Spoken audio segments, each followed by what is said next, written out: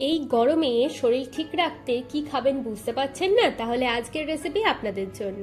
By the way, আমি আপনাদের Trisha and welcome to my channel Trisha tasty ট্রিটে। আর আজকে আমি বানাচ্ছি ছাতুর শরবত। তাহলে চলুন শুরু করা যাক।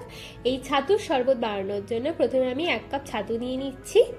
এবার এর মধ্যে অল্প একটু জল দিয়ে দেবো।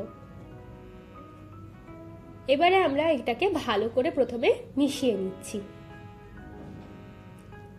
এবার এর মধ্যে আমি দিচ্ছি স্বাদ মতো নুন, দেবো স্বাদ মতো বিট নুন, দেবো 1/2 চামচ মতো জিরে গুঁড়ো, 1 চামচ ধনে পাতার কুচি, 1 চামচ পেঁয়াজের কুচি দিচ্ছি, 1টা কাঁচা লঙ্কার কুচি দিচ্ছি। এবার এর মধ্যে দিচ্ছি লেবুর রস। এবার এই সব কিছুকে আমি প্রথমে ভালো করে একটু মিশিয়ে নেব। এবার এর মধ্যে আমি একদম ঠান্ডা জল দিয়ে দিচ্ছি।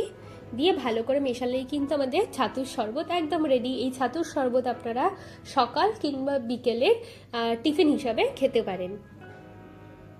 চলুন এবার আমরা এটাকে সার্ভ করে নিই। আমার ভিডিওটি যদি আপনাদের ভালো লেগে থাকে তাহলে প্লিজ একটি লাইক করবেন, প্রচুর প্রচুর শেয়ার করবেন, আর আমার এরকম আরও ভিডিও দেখার জন্য আমার চ্যানেলটিকে সাবস্ক্রাইব করবেন। নমস্কার।